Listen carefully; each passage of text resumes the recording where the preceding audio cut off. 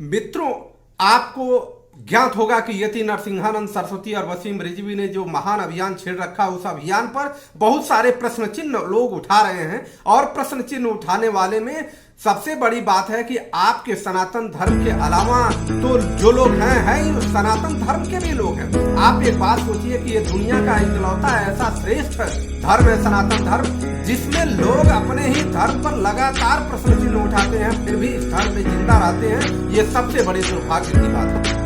आपके बीच में आपके विरोध में कार्य करने वाले लोगों की संख्या बढ़ती जा रही है, जिसके कारण भारत का एक इतिहास भी रहा है कि इतिहास उठा करके पढ़ करके देख लीजिए कि जो भी योद्धा ऐसे रहे, जो योद्धा हारे हैं सनातन धर्म के, जो योद्धा वीर गति को प्राप्त हुए हैं, उसका एकमात्र कारण रहा है कि उनके साथ रहने वाला व्यक्ति, उनके बीच में रहने वाला व्यक्ति ने ही धोखा किया है, जिसके कारण सनातन धर्म के उन योद्धाओं को वीर गति मिली है। अब आप इसको समझने की बात है, यति नरसिंहानंद सरस्वती और वसीम रिजवी ने क्या कह दिया है, उनके बारे में बात करें। क्यों वसीम रिजवी और यति नरसिंहानंद सरस्वती कहते हैं कि जो भी सनातन धर्म के मूल निवासी है, जो सनातन धर्म के मूल रूप से मानने वाले, हालांकि सभी लोग सनातन धर्म से ही हैं, ये अलग बात है कि इन्होंने पंथ बना करके उसको धर्म के रूप में कन्वर्ट करने का एक षड्यंत्र रचा है, लेकिन वो षड्यंत्र पूरा नहीं होगा।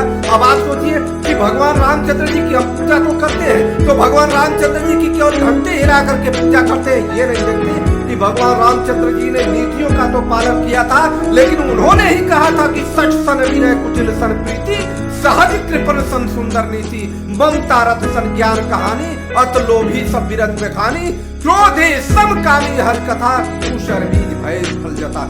सच सन विनय, जब सच के सामने आप विनय करने लगेंगे तो आपकी हार निश्चित हो जाएगी। और उन्होंने अंत में धनुष को उठाया और उठा करके अपने बल का, अपने पौरुष का उन्होंने संदेश दिया सागर को। वही भगवान रामचंद्र जी की पूजा करने के पश्चात भी हम इतने ज्यादा सहिष्णु हो जाते हैं कि हम अपनी माताओं बहनों के साथ दुर्व्यवहार होते हैं, उसके बाद भी हम इस बात के लिए सहिष्णुता पर लगे रहते हैं कि सहिष्णुता में रहेंगे। यति नरसिंहानंद सरस्वती जी कोई भी बात जो कह रहे हैं वो गलत नहीं कह रहे हैं, एकदम सही कह रहे हैं। उसका कारण यह है, उसको थोड़ा कठोरता के साथ कह रहे हैं, क्योंकि जब तक कठोर वाणी नहीं बोली जाएगी तब तक इस सनातन का, इस राष्ट्र की रक्षा नहीं की जाएगी। अब आप ये समझिए कि इस पूरी दुनिया में उसके बाद उनके खिलाफ, पूरे भारत में तो विशेषकर से, विश्व में और जगह नहीं, भारत में तो विशेषकर से उनके खिलाफ जगह जगह आंदोलन करने लगे, जगह जगह लोगों ने ज्ञापन देना शुरू किया कि इनके खिलाफ कार्रवाई होना चाहिए। लेकिन किसी ने इस बात का ज्ञापन नहीं दिया कि सनातन धर्म को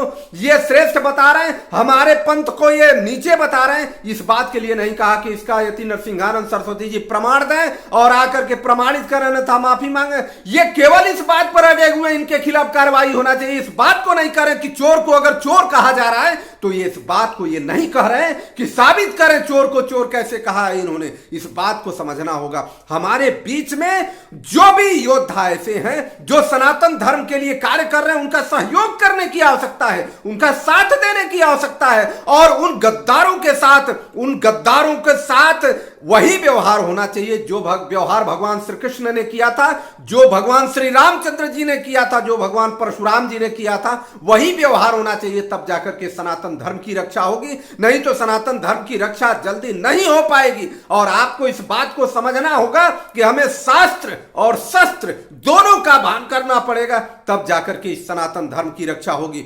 सनातन धर्म के उन योद्धाओं को मैं नमन करता हूं, उन योद्धाओं का वंदन करता हूं जिन्होंने अपनी मातृभूमि के लिए, सनातन धर्म के लिए अपना सब कुछ कुर्बान करके इज्जत दांव पर लगा दिया, अपने सुख सुविधाओं को दांव पर लगा करके सनातन धर्म की रक्षा के लिए कूद गए। आप भी आइए, उनका साथ दीजिए, अन्यथा सनातन धर्म का बहुत बड़ा संकट है। जय श्री राम, जय महादेव, हर हर महादेव।